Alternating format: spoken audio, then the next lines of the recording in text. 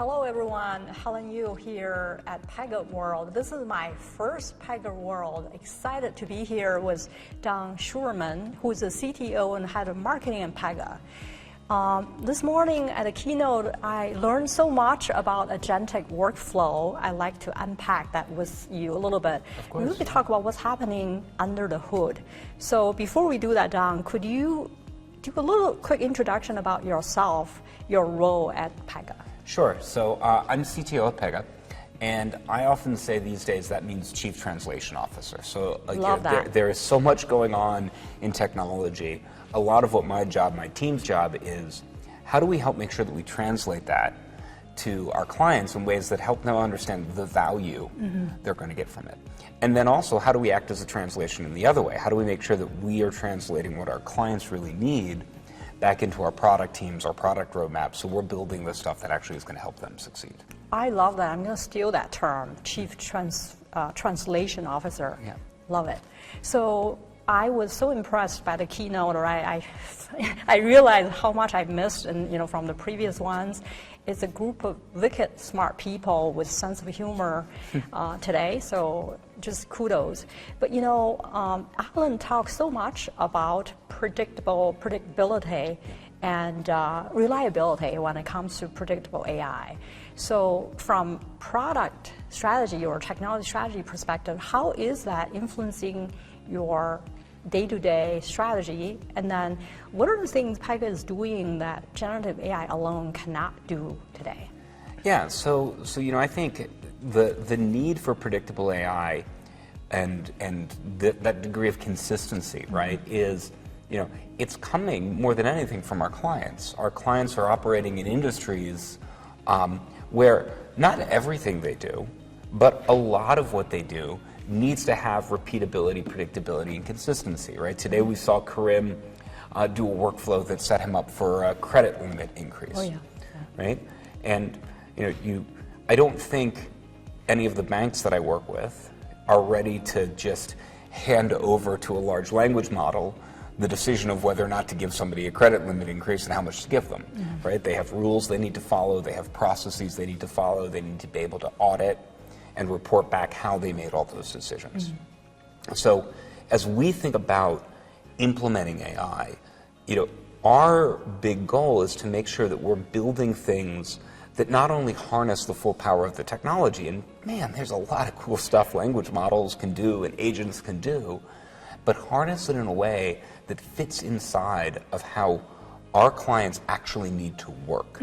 And the stakeholders from a regulatory perspective, from a compliance perspective, from a customer perspective, that they need to make sure they're satisfying. Speaking of that, Karim, that blueprint agent stole my heart today. Yeah. Right, the fact that you can convert a 1982 COBOL into modern AI, right, conversational AI agent in no time. That was like, wow, aha moment for me. So tell us how difficult or challenging it is from technical perspective. What's happening under the hood? Yeah, so part of I think the capability that we have is one of the things that we've been building out through the whole history of the company, which is we've spent the whole history of the company thinking about how do you really manage the workflows, the processes, the rules, the decisions that an enterprise needs to automate and orchestrate in order to get meaningful work done, right? Because the whole reason a business process exists is because on the one hand there's a stakeholder and on the other hand there's an outcome, and we need to do a series of things to get them to that outcome. And so we've been thinking about how do you structure that. So for years, we've had the technology, that the view that Karim showed in Blueprint where you saw the stages and the steps of a process. We've had that in our technology now for many years. Because we have that structure in place, it gave us this awesome foothold to now then plug in the power of large language models, plug in the power of agentic AI, but give them a structure in which to operate. So that we're able to then ask the agentic AI and to say, look at this video of a COBOL application, transcribe what it's saying, understand the data model inside of it, but then plug it into this format that we already had built. So it allows us, it gives us a structure to put those decisions into. So I'm not just authoring anything on free, I'm actually putting it into a workflow structure that we now know a human can edit and manage and look at and review and make better, and maybe send back to the agent to continuously revise until we get to something that we want to implement. Yeah. Speaking of that, could you give us an example how that would work in a very complex and highly regulated industry like healthcare? Yeah. So we work with a lot of clients on the healthcare side, both on the payer, the provider side of the healthcare business. So one of the common processes that we see healthcare clients work with is this idea of prior authorizations, right? So if you want to get a doctor or go see a specialist, oftentimes you need to have had your PCP provide an authorization to the insurance company so that they can agree to pay for your visit to a specialist. And again, there's a pretty regulated process of how that works. So that structure allows us now to capture the process that the healthcare payer needs to go through to provide that prior auth.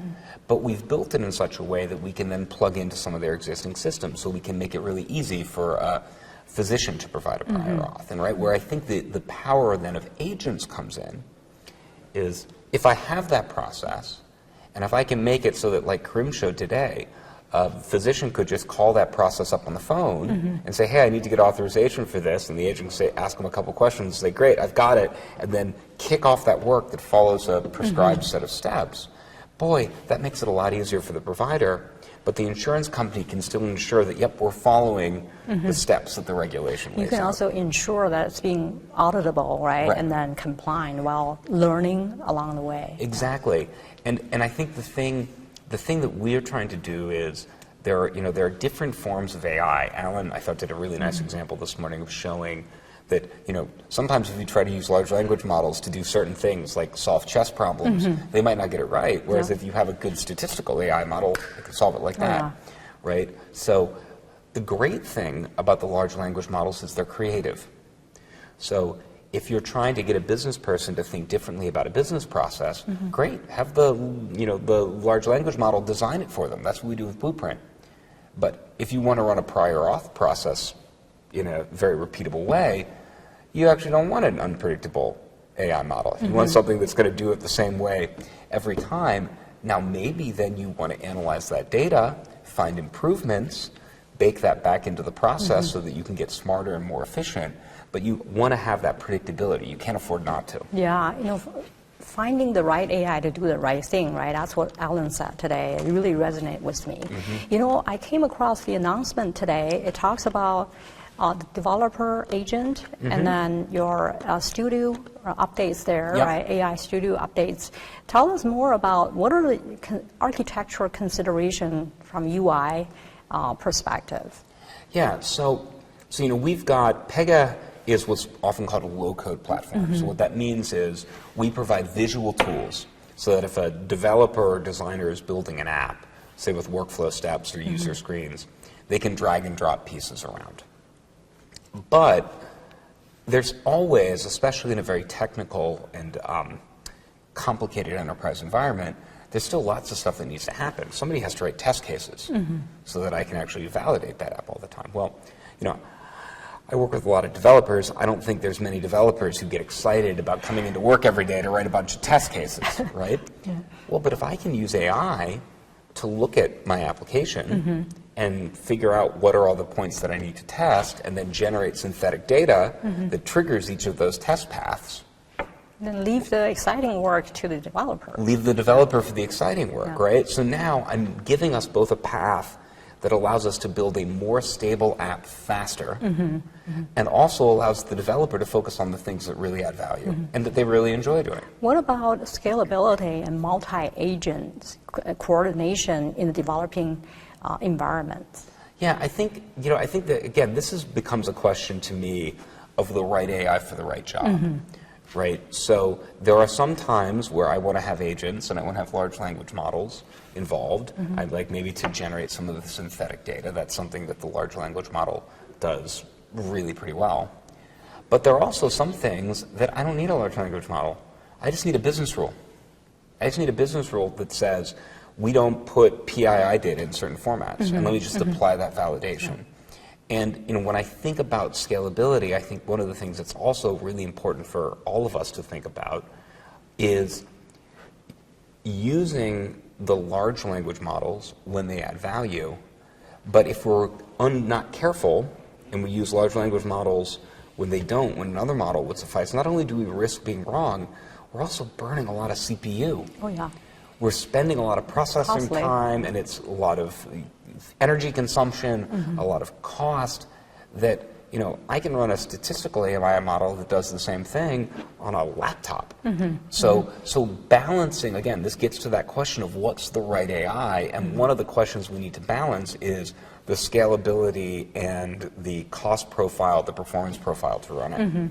Well, speaking of balancing, right, in the industry, the cost of error is really high. Yeah. How do you really balancing the flexibility, agent flexibility and the determinism? Yeah, to me, I think that's the interesting question, and I think a lot of it actually comes down to thinking through the individual use case. And I think too often with AI and agents, I'm seeing this too, we kind of want to lump everything together, and we're just going to say, well, we're just going to throw AI at that problem, or we're just going to have an agent solve that problem. And I think there needs to be a degree of understanding of translation of what's the problem, and there are certain things that I need to do with a high degree of predictability and determinism. Figuring out a credit line increase, managing a prior auth for healthcare. There are other things that I want to do with a high degree of creativity. Writing copy for a marketing ad, suggesting new designs for a business process. Or the marketing example. Or, right. Yeah. Coming up with a list of offers and personas, right? I actually want the creativity. I welcome the fact that the AI is maybe creative and unpredictable. So up here, when I need reliability, I might want to use more deterministic things. I might want to use rules, or I might want to use statistical AI models that basically, if I give them the same inputs, I always get the same outputs. When creativity is what I need, maybe I want large language models, right? I want the ability for the model to figure out things on the outside edge of what I'm looking at. So to me, this is not a question of either or. It's about how do we put the right tools to the job, and how do we ensure that our clients really understand that AI isn't one thing. It's a collection of tools that we have to know how to apply. You don't want to, you don't want to try to put a screw in a board with a hammer, right? You're going to break the screw, you're going to break the board. So finding the right tool for the job is important. I love that, especially thinking about business case for use case first, right? Before you even jump into the tools. It's interesting because you alluded this a little bit. Is Pega applying anything others, really specific governance model or constraint model beyond the large language models? Yeah, so we do a lot. There's a number of things we do. One, we've been doing a lot of experimentation, and you're going to hear from Rob Walker around how we actually govern even some of the large language models, because there's some interesting things that you need to do when you think about agents, to govern it, to restrict it, to bound it. You can do some of that with prompting, you can do some of that with embeddings. There's different techniques.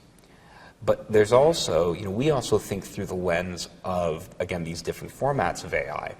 So one of the things, for example, we've done for many years, we do a lot of statistical AI for next best action decisioning. So figuring out this was the demo Krim show, right? What's the right offer to give to a customer?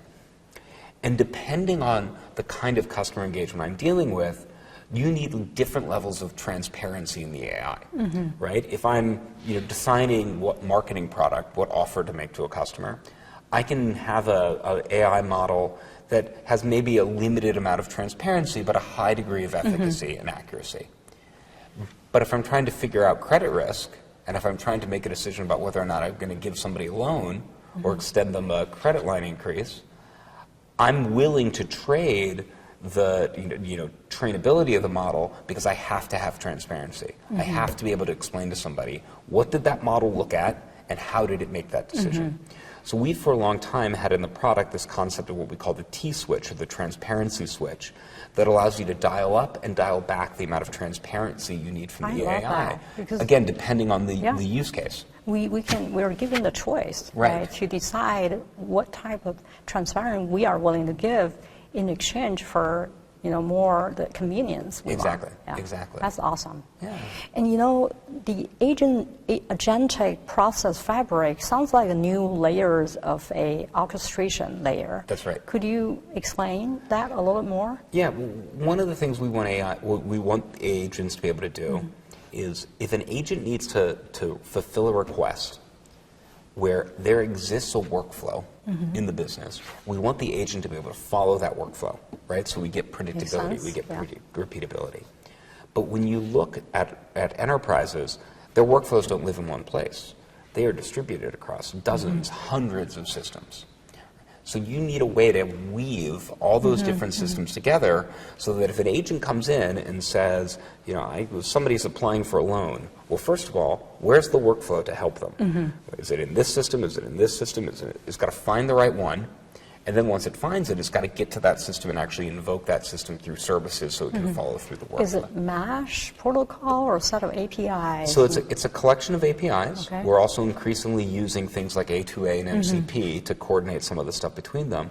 But we've also done some of our own work to build a registry of business processes, right? Because the thing that the agent models are really good at is the semantics. They're really good at understanding, I need to spend a little bit of extra money on my card. Can you help me? Oh, well, there's a workflow called credit line increase, right? That semantic mapping, the agent's really good at. Yeah. So if we can build a directory of the workflows and a sort of vector-based description of each of them, we can set loose the power of the semantic model to help the agent find exactly what the right workflow is to solve a customer request. It's fantastic to learn so many new things you've created so far, right, since last year. What about partners? How do you ensure they get trained and they can maintain their own IP while using your product or platform? Yeah, well, one of the things we're really excited about this year is this idea of what we call partner blueprints.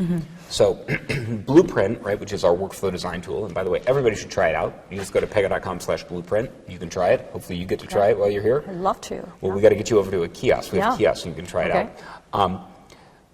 Blueprint, when it does these workflow designs, it's looking at a library of IP, intellectual property, best practices we've developed over years of working with banks and insurance companies and healthcare providers and telecommunication companies and governments, et cetera. Our partners have an even greater set of IP, right? That's, if you look at the Accentures and the EYs and the Infosys and the Cognizants of the world, they've built their business on understanding these business and vertical domains really, really well. So what we're giving them is the ability to take that IP and plug it into a branded version of Blueprint for them. So that if I work for Accenture or I work for EY, I can go to a client, I can open up Blueprint, and I can help that client design a new business process, but I'm designing it based on EY's unique set of experience.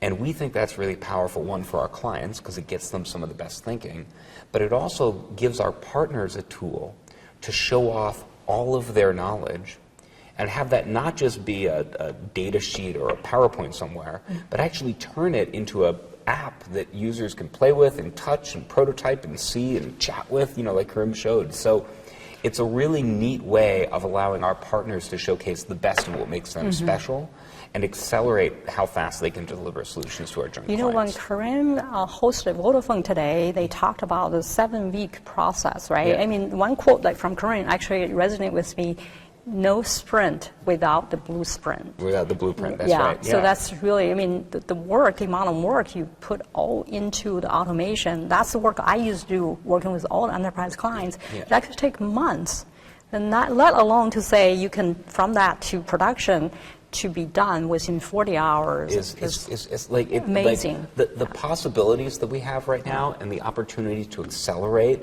how we get to value. To me, that's what's so exciting with all of this, right? Absolutely. Because ultimately what we're trying to do as Pega is build an enterprise transformation platform for our clients, help our clients continuously find new ways to deliver better experiences, find more efficiency, right? Ultimately, that's what makes our clients successful, and that's what will make us successful. I think that marks a new era. I think we are entering a new era, the era of self-optimizing organizations. That's right. So in this new era, what would be the new role of enterprise architect or, the people with technical capabilities? So it's interesting. I think that there's a misconception that with all of this AI going all around, that eventually, like, the models are just going to take over, and architecture is not going to matter anymore. We're just going to have AI. It's just going to, and I actually think the opposite is true. I think that in this new world, architecture matters even more, because it's not just about applying AI, it's applying the right AI. Yeah. And it's about making sure that AI is connected to the right data with the right permissions and can orchestrate and call other workflows and other decisions and other AI agents, et cetera.